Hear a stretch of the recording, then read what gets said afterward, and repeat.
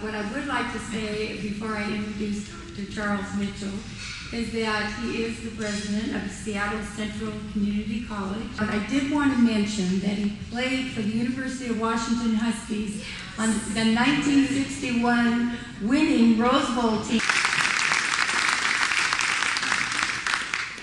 Thank you, Lynn, very much. It's a great pleasure for me to introduce Ernie Barnes this evening. And this is the first visit of Ernie to the city of Seattle. As you know, Ernie is one of the nation's foremost figurative artists and perhaps the preeminent artist in his genre. Thank you, Dr. Mitchell. You know, years ago, there's no way I would have ever dreamed that I would be calling Charlie. Dr. Mitchell, he would not have perceived me to be in this role.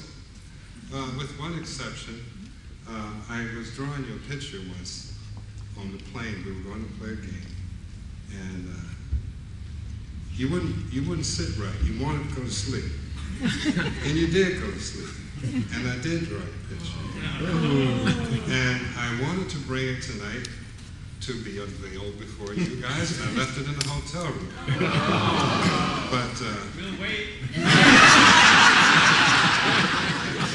After 30 years, I went through all of my old sketches, and I found it, and it's labeled The Fox. That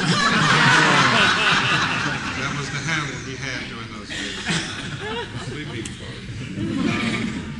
I want to thank the honored guests and members of the Unveiling Committee, and my wife and I are very pleased, very honored to be here in Seattle and to have your support for this event. An occasion like this strongly verifies the reason why we need art, which is to support our private and collective visions of ourselves and our realities. We also look to art for an enlightenment that reason cannot provide. And right now, each and every one of us is searching for the worthwhile in life and the courage to go on, despite the maleficent memory images each one of us are carrying within us.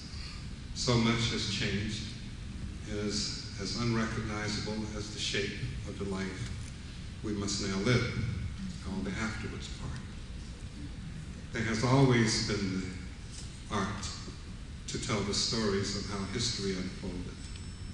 And just like hieroglyphics were the art-based symbols that recorded, celebrated, memorialized, and taught those coming after.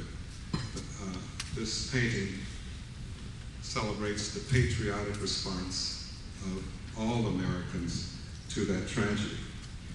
But the question in the mind of so many people on YouTube is, how did this painting happen so quickly?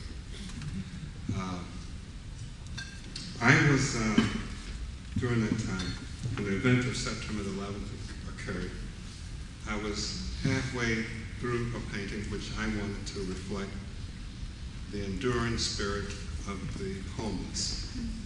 I enjoy producing imagery that's morally challenging, and this, mainly because it tends to stir up a little more intellectual adventurism, which is good for us as a people.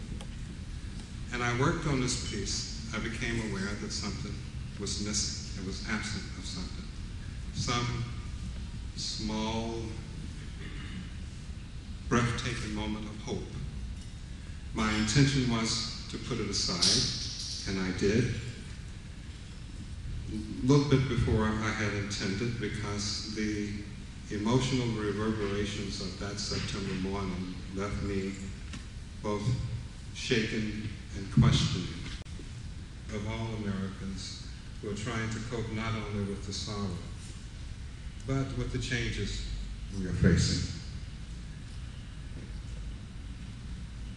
And for the strength of the American ideals to be revealed through the homeless, who, irrespective of their circumstance, still feel the patriotic sway of shared emotions, made the initial idea I began with much more important. It gave it much more substance. It is the job of all of art and my personal dedication to try and restore us to some of the wonders wrought by the endurance of the human spirit. I trust that this painting points up the spiritual cohesiveness which will be our saving benediction. I had faith in the enduring spirit when I painted it, and the subsequent courage of my countrymen has proven that I was right to do so. My only hope for this work is that it will provide an idea of global citizenship which just might inspire the cooperation to embody democratic values. I hope you will believe along with me, and now I'm going to ask Ken and Raul to unveil in remembrance.